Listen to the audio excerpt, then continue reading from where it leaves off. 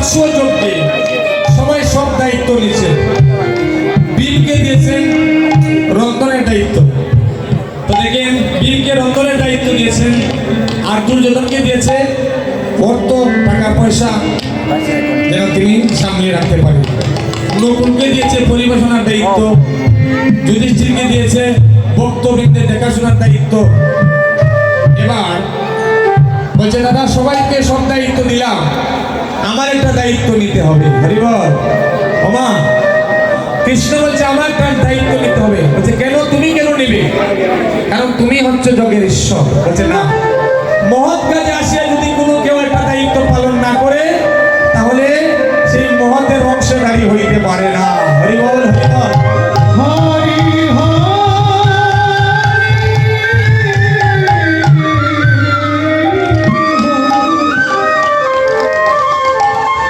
যে কথাটা বলছি বাবা, মহৎ কাজে যদি কেউ একটু সামান্য মাত্র অংশগ্রহণ করে, অবশ্যই ইহকালে তার একটু কষ্ট হইতে পারে, অনেক কিছু সইতে পারে, কিন্তু এক সময় গোবিন্দ তাকে কাছে টেনে নেবে।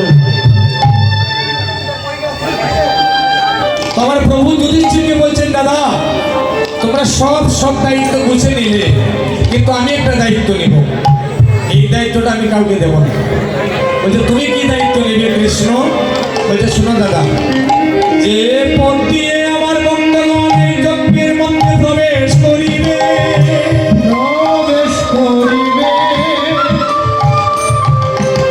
সেই পথ ধরে একটা জলপত্রের ব্যবস্থা করে রেখে দাও।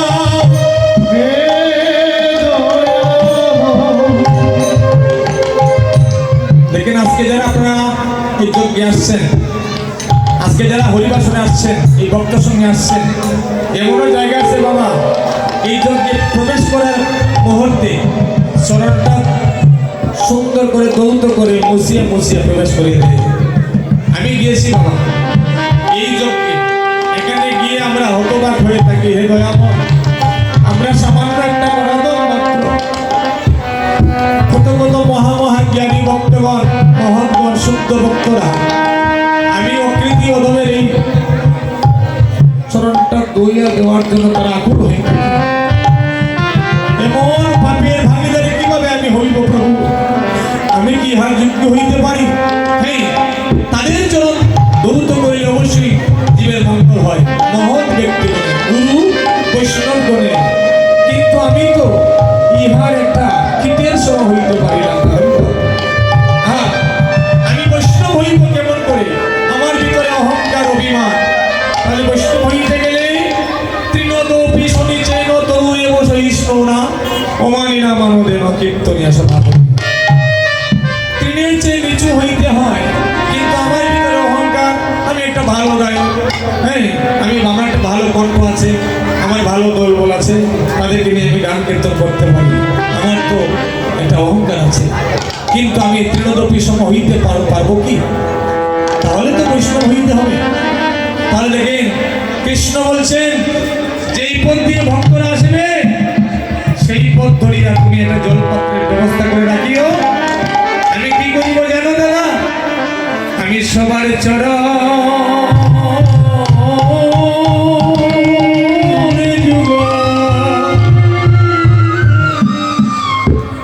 দেখেন মা ভক্তের চরণ যুগলটা ধুয়ে দেব, আর সবার পূর্ণ পদরণ আমার মস্তকে ধারণ করে আমার এই প্রাণ শীতল করিব। হরিব।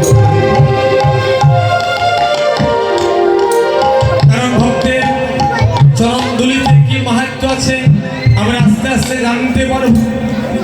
দেখেন আজকে এই যে আমরা এখানে আসার একটা মাহাত্ম্য থাকবে, আমরা এখানে একটা জিনিস দিয়ে যাব আর কিছু একটা নিয়ে যাবে। ও মায়েরা, আচ্ছা বলুন তোমার কি দিয়ে যাবে? এই যে এখানে একজন 500 টাকা দিয়ে গেল, আপনাকে টাকা দিয়ে যাবেন, আর কোনো কিছু নিতে হলে কি নেবেন? এখান থেকে কি ফুল নেবেন, না চন্দন নেবেন, না কি মালা নেবেন, না টাকা নেবেন? কি নেবেন? কি নেবেন একটু বলুন, কি নেবেন? কি নেবেন? নাম নেবেন, তাই তো? নাম তো আপনারা অহরহ ঘরে বসে করেন, এখান থেকে একটা জিনিস নিয়ে যাবে, আমি বলে যাই, অবশ্যই আপনি জানেন। সেটা হলো ভক্তের চরণ ধুলি। আমি নিয়ে যাব চরণ ধুলি। এখানে কি দিয়ে যাব? আজকে যে 500 টাকা, 100 টাকা, 200 টাকা এই টাকা দিয়ে যাব না, এখানে দিয়ে যাব কি? শাস্ত্রে বলছেন, দলে কুলে পণ্ডিত অভিমানে কৃষ্ণ নাহি মিলে, আর কৃষ্ণ দল মিলে শুধু কৃষ্ণ বলে কাঁদি। এখানে দিয়ে যাব যদি পারি গুরু গোবিন্দের কৃপায়, আমার প্রাণ গোবিন্দের কৃপায় যদি একটু নয়নে জল দিতে পারি বাবা আসলে, তবে আমাদের একটা পরম সৌভাগ্যময় হয়ে যাবে, পরম সার্থক হয়ে যাবে।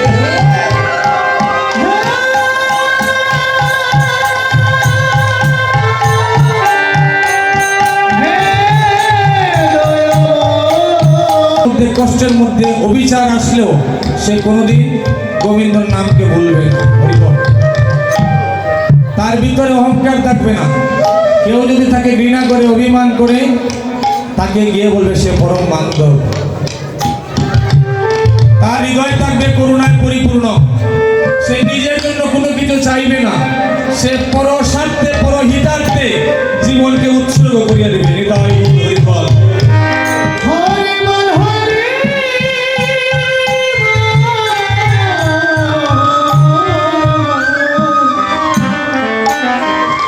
ভক্তের বৈশিষ্ট্য আপনারা জানবেন, ভক্ত হরিদাস চরিত্র। ভক্তের বৈশিষ্ট্য আপনারা জানেন, ভক্ত প্রহ্লাদের চরিত্র। এই হচ্ছে ভক্তের বৈশিষ্ট্য।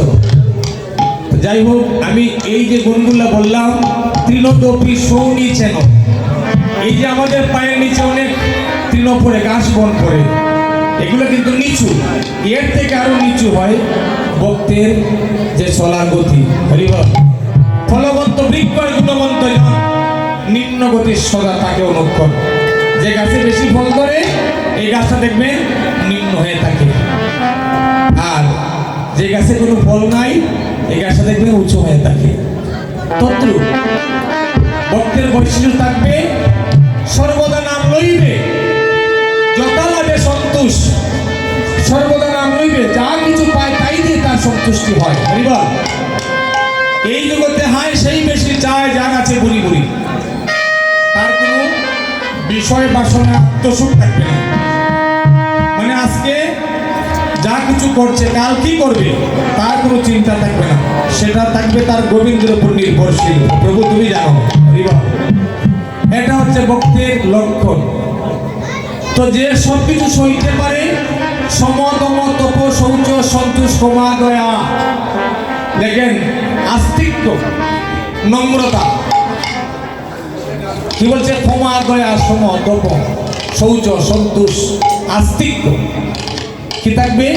সমভাব থাকবে, দমন ভাব থাকবে, অক্রোধ থাকবে, মানে কোনো ক্রোধ নাই। নির্মল চিত্ত। নির্মল কি? মানে পরিষ্কার চিত্ত, কোনো খুঁটিনাটি বুদ্ধি যার থাকবে না। হরিবল। তাকে তোমরা সাধু বলে জানবে। নিরন্তর কৃষ্ণ নাম যাহার বদনে, সেই তো পরম ভক্ত, তোমরা বুঝিবে তার চরণে। হৃদয় গুর হরিবল।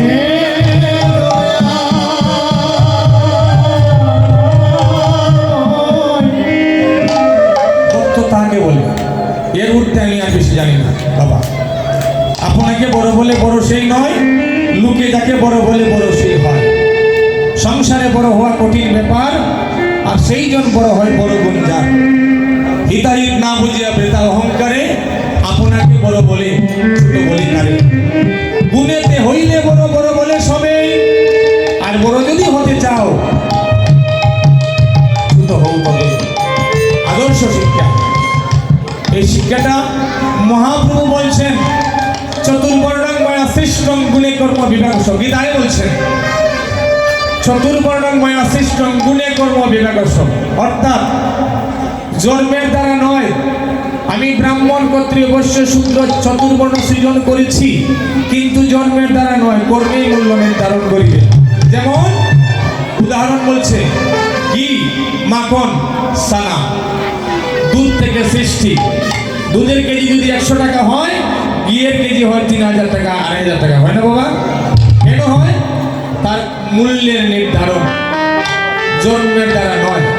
তো মূল্যটা কিভাবে নির্ধারণ করে? কর্মের দ্বারা নির্ধারণ করিবে। হরিবল। রবি ঠাকুর বলছেন মানুষ নামে বড় হয় না, মানুষ নামকে জাগিয়ে তুলতে হয়। আলেকজান্ডার বলছেন মানুষ নামে বড় হয় না, মানুষ বড় হইলে এমনিতেই তার নাম সর্বত্র ছড়িয়ে পড়ে। হরিবল হরিবল। তাই যেদিন তুমি এসেছিলে ভবে, কেঁদেছিলে তুমি, হেসেছিল সবে, এমন চরিত্র করিও গঠন যে হাসিয়া মরিলে তুমি কাঁদিরে ভুবন। হরিবল হরিবল।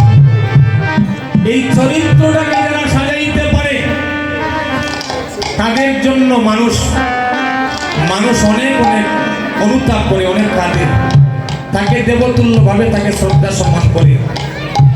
তো আদর্শ শিক্ষা কি বলছেন দেখেন, মানুষ যখন কোনো আদর্শিত সম্পর্ক থাকে, দেখেন একটি ঝাড়ু যদি একত্রিত বাঁধা থাকে সে সংসারের আবর্জনা পরিষ্কার করতে পারে। আর যখন একটা ঝাড়ুর শলা আলাদা হয়ে যায় সে নিজেই আবর্জনা পরিণত হয়ে যায়। তাই তুমি এমন করে কাঁধ রাখো যেন তোমার কাঁধে কাঁধ রেখে সবাই বসতে পারে। আর তুমি এমন বড় মনের অধিকারী হও, তুমি উঠে দাঁড়ালে যেন কেউ আর সংসারে বসে থাকতে না পারে।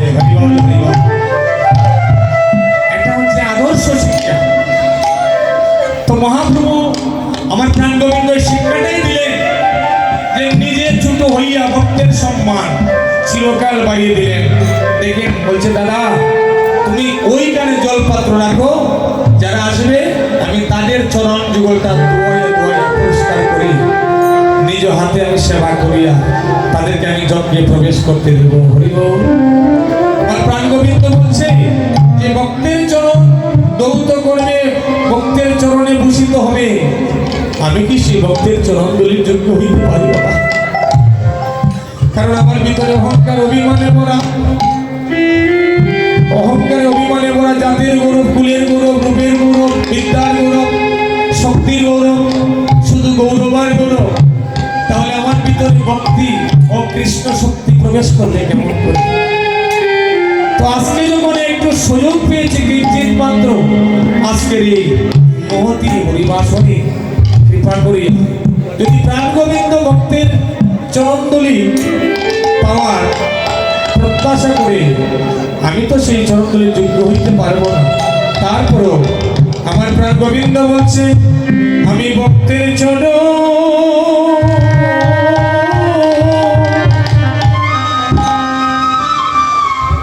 দুয়াইয়া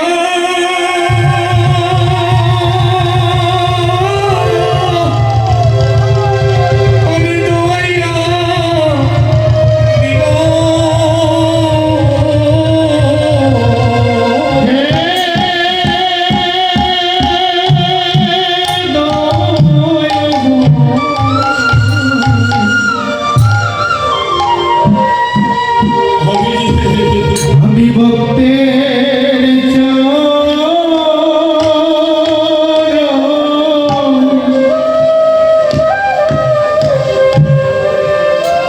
আমি দুয়া